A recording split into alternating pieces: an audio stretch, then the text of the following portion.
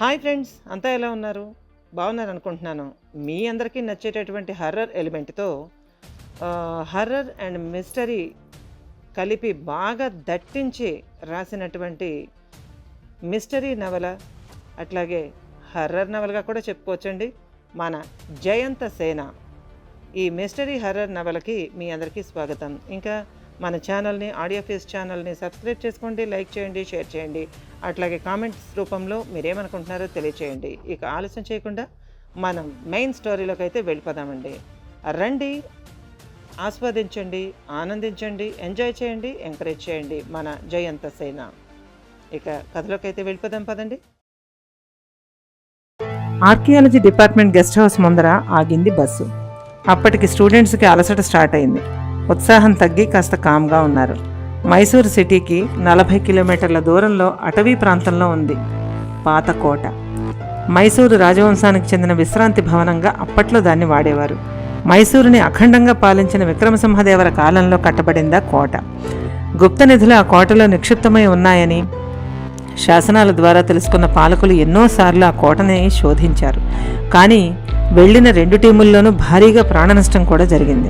Government ఎస్కార్ట్తో వెళ్లిన పరిశోధకుల బృందం 2 కోల్పోయి 10 ఏళ్ల క్రితం ఒట్టి చేతులతో తిరిగి వచ్చింది.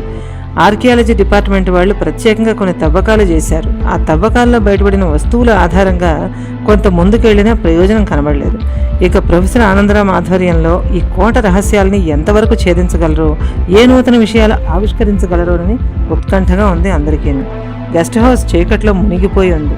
బోర్డు మీద వెలుగుతున్న బల్బు బలహీనమైన కాంతిలో పురావస్తు శోధనాలయ విశ్రాంతి భవన అన్న అక్షరాలు కన్నడ, ఇంగ్లీషుల్లో కనిపిస్తున్నాయి. అటవీ ప్రాంతం, క్రూర మృగాల సంచారం ఉండవచ్చు. పైగా స్టూడెంట్స్లో ఆడపిల్లలు ఉన్నారు. జాగ్రత్తగా ఉండాలి. బస్సు దిగిన అందరికీ ప్రాథమికంగా జాగ్రత్తలు చెప్పారు.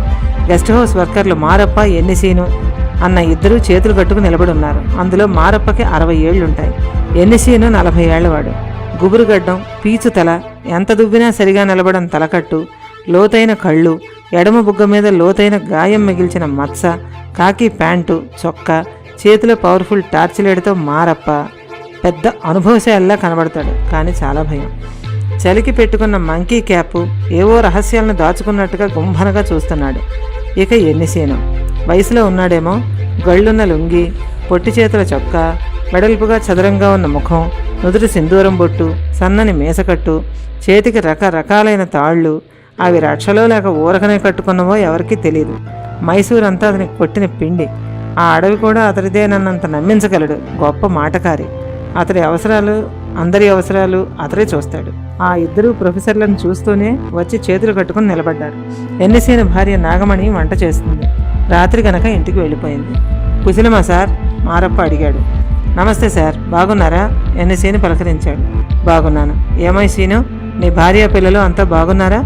ఏం మారప్ప, నీ కొడుకు బాగున్నాడా? ఇంకా రాలేదా? స్నేహంగా పలకరించారు ఆనందరాం. లేదు సార్, ఇంకో ఏడాది పడుతుందట. అప్పుడు పూర్తిగా వచ్చేస్తానని నమ్మించడమే వాడి పని. నమ్మడం తప్ప నాకు వేరే పనే ఉంది సార్. మారప్ప సమాధానంతో అందరికీ కొంత అర్థమైంది.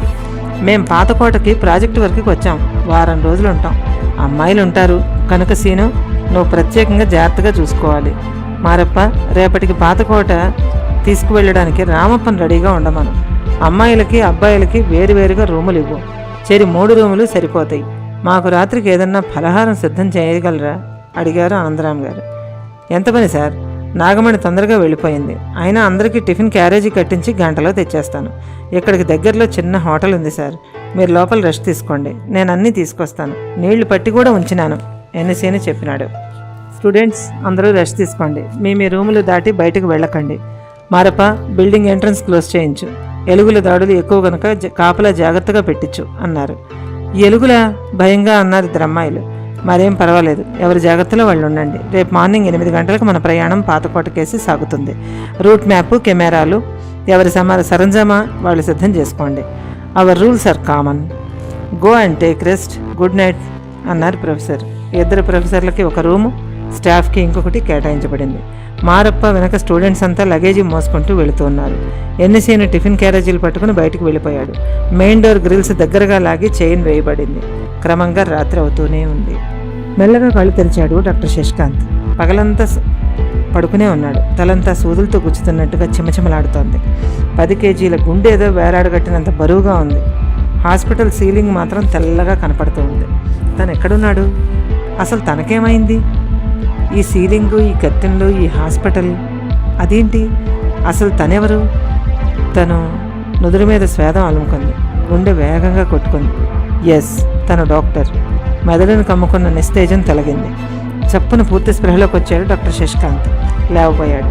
మోచేతి దగ్గర సెలైన్ సూది కలుక్కుమంది. సగానికి పైగా ఎక్కింది సెలైన్. కాస్త నీరసంగా ఫీల్ అయ్యాడు.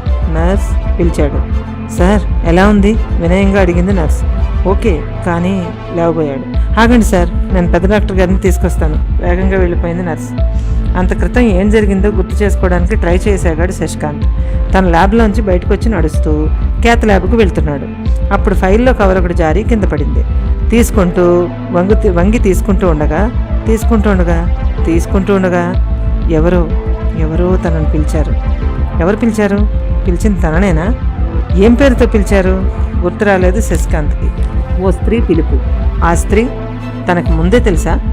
తన బంధువా, స్నేహితురాలా, పరిచయం ఉన్నదా? లేదే. తనని పేరు పెట్టి పిలిచేంతగా చనువు ఉన్నదా? ప్రశ్నలు.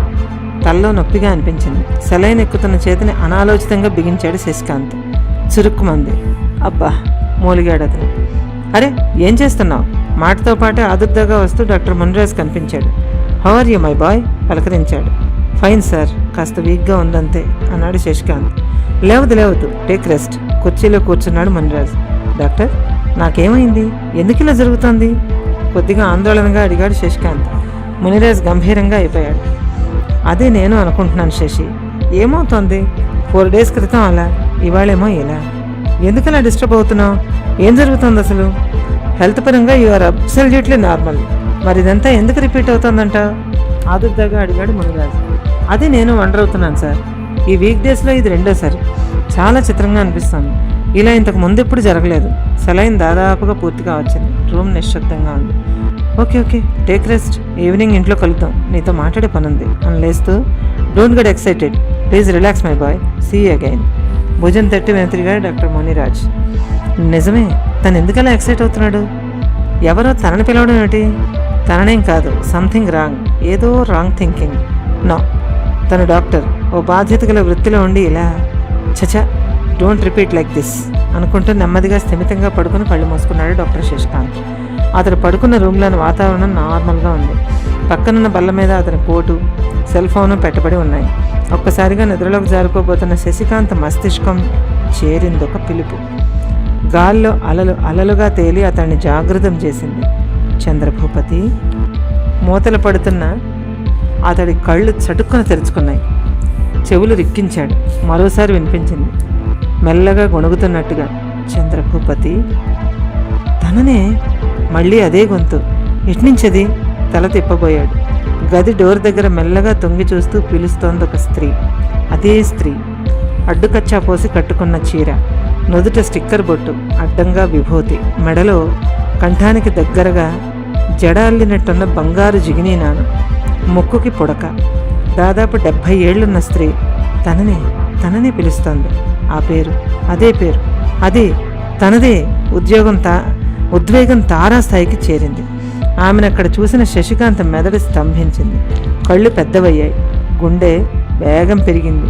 నీరసంగా తలవాలు చేశాడు డాక్టర్ శశికాంత్ అలియాస్ చంద్రభూపతి. చెట్లు పచ్చదనం రంగేసుకున్నట్టుగా ఉన్నాయి. చుట్టూ పచ్చగా ఎక్కడ పడితే అక్కడ అందం వంపేసుకున్నట్టుగా రాలుతున్న పూలు, రంగురంగుల పూలు, పచ్చటి ప్రకృతికి కాంట్రాస్ట్ లాగా మబ్బులు అక్కడక్కడ కనిపిస్తూ దేవుడు తీరిగ్గా కూర్చుని వేసిన పెయింటింగ్లా ఉంది. ఆకాశాన్ని అందుకునేలా చుట్టూ ఎత్తైన కొండలు, నల్లగా నిండా ఆకుపచ్చటి చెట్లతో ఆ కొండల నడుమ విపరీతమైన వేగంతో దూకుతోంది ఒక సన్నటి జలపాతం. ఆ జలపాతం తాలూకు హోరు భయపెట్టేలా లేదు, గలగలగలమంటోంది ఆహ్లాదంగా. చల్లటి గాలులు, నీటి తుప్పర్లు చిట్లిన ముత్యాల్లా రాళ్ల మీద మెరుస్తూ పడుతూ విరిగిపోతున్నాయి. ఆ జలపాతం దిగువన సెలయేరుగా పరుచుకుంది నీరు. అందం అంతా నాదే అన్నంత ధీమాగా ఉందా చోటు. మనిషి చేసిన అద్భుతాల కంటే దేవుడు చేసిన అద్భుతమే ఎప్పుడూ ఎన్నో రెట్లు పైన ఉంటుంది. ప్రకృతి వయసులో ఉన్న స్త్రీ అందంలా మైమరపిస్తుంది. అక్కడ సెలయేరు దగ్గరున్న బలమైన ఓ బండరాయిని ఆనుకొని నిలబడిందొక అమ్మాయి. 20 ఏళ్లు కూడా దాటి ఉండవు. లేత గులాబీ రంగు చీర, నీలిరంగు రవిక చిత్రమైన పద్ధతిలో కట్టుకుని ఉందామె. ఆమె కళ్ళు నీలిరంగు చేపల్లా మిలమిలా మెరుస్తున్నాయి. నుదురు మీద తారట్లాడుతున్న జుట్టు, మెడలో ముత్యాల హారాలు, చేతులకి బంగారు కంకణాలు, నడుముని పట్టి ఉంచే ఒడ్డాణం లాంటి ఆభరణం వరసలు వరసలుగా ఎడమవైపుకు జారుతూ అందంగా మెరుస్తోంది. అదేమాభరణమో! పచ్చని శరీర ఛాయ, ఎక్కడికక్కడ తీర్చిదిద్దినట్టుగా ఉన్న సౌందర్యం, సహజమైన సౌందర్యం. నుదుట తళుక్కుమన్న పాపిట బిళ్ళ, చెవులని కప్పేస్తూ కెంపులతో మెరుస్తున్న కర్ణాభరణాలు, కృత్రిమత లేని ఎర్రని పెదవులు, నిండా అమృతం నింపుకున్న గులాబీ రేకుల ముద్దల్లా ఉన్నాయి. ఆమె కళ్ళు ఆ చెట్ల గుబురుల్లోకి వెతుకుతున్నట్టుగా ఉన్నాయి. కాటుక రేఖలు తీర్చిన కళ్ళు తళుక్కుమంటున్నాయి. పిక్కల కిందకి అనాచ్ఛాదితమైన కాళ్లని ఓ వైపుగా కప్పి ఉంచుతున్న కుచ్చిళ్లు పోసిన చీరకట్టు అద్భుతంగా ఉంది. కాళ్లకి బంగారు మువ్వల పాంజీలు ముద్దు ముద్దుగా ఉన్నాయి. తల మీద నుండి భుజాల మీదకి మెత్తగా తెల్లని జలతారు అంచుతో జాలువారింది మేలి ముసుగు. ఆమె ఓ చేత్తో ఆ ముసుగు అంచుని వేలికి చుట్టుకుంటూ ఎదురుచూస్తోంది. ఆ కళ్ళు అందానికి నకళ్ళు. ఆమె ఎవరి కోసమో ఎదురుచూస్తోంది, ఆ చెట్ల గుబురుల్లోకి శోధిస్తున్నట్టుగా. ఇంతలో ఆమె వెనక నుంచి అడుగుల సవ్వడి వినిపించింది. చటుక్కున వెనుదిరిగింది. నిండా పూలతో ఉన్న పూల కొమ్మ కదిలినట్టుగా ఉంది. పొరపాటున ఆమెని ఎవరైనా చూస్తే భూలోక విహారం కోసం భూమికి దిగి వచ్చిన ఏ దేవకాంతో అనుకునేలా ఉంది. అసమానమైన సౌందర్యం ఆమెది. వెనక్కి తిరిగిన ఆమె కళ్లల్లో రవంత కోపం, రవంత అలక కలగలిసినాయి. ఆమెను సమీపించిన అడుగు దూరాన ఆగిపోయాయి. ఆ అడుగుల తాలూకు రూపం పలకరింపుగా నవ్వింది. దాదాపు 25 ఏళ్ల వయస్సున్న సమ్మోహన పురుష రూపం అది. దృఢమైన పోతపోసిన రాగి కలిసిన కంచు విగ్రహంలా ఉన్నాడతను. చామన ఛాయకి ఓ మెట్టెక్కువ, ఓ మెట్టు తక్కువ. అదిమి పెట్టిన ఉత్సాహ కెరటంలా ఉన్నాడు. నల్లటి జుట్టు భుజాల దాకా ఉంది. చక్కటి యోధవేషంలో ఉన్నాడా యువకుడు. అతడి కళ్ళు చురుగ్గా ఉన్నాయి. నడుముకు పిడిబాకు, చేతులకు పచ్చల ఉంగరం. అతడిని చూడగానే ఆమె 2 అడుగులు పక్కకి జరిగింది. మోకాలి మీద ఆమె ముందుకి వంగి చేతులు చాపి, సౌందర్య రాశికి అపరాధ రుసుము అన్నాడతను. అతడి చేతుల్లో విరిసి విరియని శతాబ్దిక పుష్పం ముగ్ధ మనోహరంగా పరిమళాలు విరజిమ్ముతూ ఉంది. ఆ పుష్పాన్ని చూడగానే ఆ యువతి కళ్ళు మెలమెల మెరిశాయి. ఠీవిగా ఓ చేత్తో అందుకుంటూ, ఆలస్యానికి ఇది మా క్షమాపణ అన్నది. గమ్మత్తుగా తల వంచాడతను. ఆమె ఆ పువ్వు వాసనని ఆస్వాదిస్తూ కిలకిలా నవ్వింది. ఆమె నవ్వులకి విరజాజులు కుమ్మరించినట్టుగా ఉంది. ఆ తర్వాత వాళ్ళిద్దరూ ఆ సెలయేరు దగ్గర పాదాలు నీళ్లల్లో ముంచుతూ ఒకరిపై ఒకరు నీళ్లు చల్లుకుంటూ కొంత సమయం అక్కడే మాటల్లో గడిపారు. అందమైన ఆ ప్రాంతమంతా అనురాగంతో నిండిపోయింది. కాసేపటి తర్వాత పూలబోయిల ఊగుతోంది ఆమె. నవ వసంత శోభ ఊగుతూ కదులుతున్నట్టుగా ఉంది. ఇక చాలు, వాలుతున్న పొద్దును గమనిస్తూ వారించాడా యోధుడు. ఆమె కళ్లల్లో నిర్లక్ష్యంతో కూడిన రాజసం తొంగి చూసింది. ఆమె ముఖమంతా చిరునవ్వు వెన్నెల్లా అలముకుంది. అప్పుడేనా అన్నది. తప్పదు, చీకట్లు ముసురుతున్నాయి హెచ్చరించాడు. నెమ్మదిగా ఆగిందామె. ఉయ్యాల దిగింది. ఆమె కళ్లల్లో చిత్రమైన కాంతి. అతడి కళ్లల్లో అనురాగం దివ్య జ్యోతిలా వెలుగుతోంది. చప్పట్లు చరిచాడు. ఎట్నుంచి వచ్చిందో ఒక నల్లటి మేలుజాతి అశ్వం నిగనిగలాడుతోంది. దాని కళ్ళు, మూపురం, తోక, గిట్టలు దాని జాతి ఔన్నత్యాన్ని చెబుతున్నాయి. ఆ అశ్వం మీదకి ఎగిరి దూకి అధిరోహించాడా యువకుడు. పైనుంచి కుడిచేయి కిందకి దింపాడు. అతడి చేతిని నెమ్మదిగా అందుకుంది ఆమె. అతి లాఘవంగా కాలి పటకాతో పాదం మోపి ఎక్కిందా జవ్వని. అతడి ఎడమ పాదం గుర్రం డొక్కని కొద్దిగా పొడిచింది. అంతే, సాఫీగా పరిగెత్తడం ఆరంభించిందా జవనాశ్వం కృష్ణ. ఆకుపచ్చటి ఆ ప్రదేశం క్రమంగా నల్లబడుతూ ఉంది. ఆ పైన గతంలోంచి వర్తమానంలోకి వెనక్కి మళ్ళుతోంది మనస్సు. అతలాకుతలమైన స్మృతి జ్వాలలా తాకుతోంది. మైసూరు ఆర్కియాలజీ డిపార్ట్మెంట్ గెస్ట్ హౌస్లో స్టూడెంట్స్తో పాటు గాఢ నిద్రలో ఉన్న జయంతసేన కళ్ళు అందమైన ఆ నిజంలాంటి కలలోంచి బయటపడి వర్తమానంలోకి తిరిగినాయి. టక్కున కళ్ళు విప్పింది జయంతసేన. ఆమె మనస్సు వింత అలజడిలో ఉంది. పచ్చటి అడవిలోంచి గుర్రం ఏదో బాట మీదుగా వెళుతోంది. అప్పుడే చంద్రోదయం అవుతోంది. చంద్రోదయం ఏమిటి? గుర్రం ఏమిటి? తనిప్పుడు ఎక్కడుంది? అయోమయంగా లేచి కూర్చుంది. గోడకున్న గడియారంలో టైం 1 గంటను చూపిస్తోంది. పక్కన విద్యాధర నిద్రపోతోంది. ప్రియాంక, సోనీ క్లాస్మేట్స్ మరో 2 మంచాల మీద గాఢ నిద్రలో ఉన్నారు. ఎస్, తను ప్రాజెక్టు వర్క్ కోసం మైసూర్ వచ్చింది. తల బలంగా విదిలించింది. ఆమె ఇంకా ముక్కుపుటాలని వదలని ఏదో సువాసనలో ఉంది. ఏం పువ్వది? ఏదో పేరుంది. లేచి కిటికీ వైపు నడిచింది. మస్కిటో స్మెష్ ఉన్న పెద్ద కిటికీ. రెక్క తెరవబోయింది. ప్రొఫెసర్ ఆనందరామ్ గారి జాగ్రత్తలు గుర్తుకొచ్చాయి. తన కాళ్ళు వంగి చూసుకుంది. వెండి పట్టీలు. ఇంకేవో ఉండాలే. ఏంటవి? కాళ్ళకి ఒకంత ఒత్తుగా చుట్టి ఉన్నట్టుగా ఉండాలే. ఏదో పేరుంది వాటికి. ఏంటది? అప్రయత్నంగా భుజాలపై సవరించుకుంది. ఏమీ లేదు. ఏదో ఉండాలే. ఏముంది? ఆమె గమనించని విషయం అక్కడొకటి ఉంది. అది ఆమె నడక. నిజంగానే ఆమె ఠీవిగా నడిచింది. రాజసంగా నిలబడింది. ఓ చెయ్యి నడుం మీద పెట్టుకుని ఓ చెయ్యి కిటికీ మీద వేసింది. ఆ భంగిమ నిజంగానే ఎవరో రాచరిక స్త్రీలాగా గ్రేస్ఫుల్గా ఉంది. ఓ 5 నిమిషాలు ఆమె ఆ కలతాలూకు కాలంలో అదే అనుభూతిలోనే ఉండిపోయింది. నిద్రలో ఒక పక్కకు తిరిగిన విద్యకి చప్పున మెలకు వచ్చింది. పక్క ఖాళీగా ఉంది. అదిరిపడింది విద్యాధరి. లేచి చూసేసరికి కిటికీ దగ్గర ఉన్న జయంతసేన కనబడింది. జయ, అక్కడేం చేస్తున్నావే? అడిగింది. సడన్గా వినబడ్డ ప్రశ్నకి త్రుళ్ళిపడింది జయంతసేన. ఏదో కలస్తేను అంది. మళ్ళీ ఆకలే వచ్చిందా? ఆదుర్దాగా అడిగింది విద్య. కూల్గా మంచం మీద కూర్చుంటూ లేదే, ఇంకేదో కలొచ్చింది, చిత్రంగా అనిపించింది అన్నది జయంతసేన. సర్లే పడుకో, రెస్ట్ కావాలి, రేపు మనకి చాలా వర్క్ ఉంది, పడుకుంటూ అంది విద్యాధరి. Good night. తను నిద్రకుపక్రమించింది. జయంతసేన అలియాస్ ఎవరో ఇంకా ఉంది. ఇదండి జయంతసేన మిస్టరీ అండ్ హర్రర్ నవల ఈరోజు భాగం. ఎలా ఉంది? మీకు నచ్చింది అనుకుంటున్నాను. అస్సలు మీరు ఊహించలేదు కదా. ఇటువంటి విచిత్రమైన ట్విస్టులు ఇంకా భయానక సంఘటనలు చాలా ఉన్నాయండి. సో మీకోసం మిమ్మల్ని వేరే భయానక ఊహాతీత ప్రపంచంలోకి తీసుకువెళ్ళడం కోసం నడుస్తోంది ఈ జయంతసేన సోషియో ఫ్యాంటసీ నోబెల్.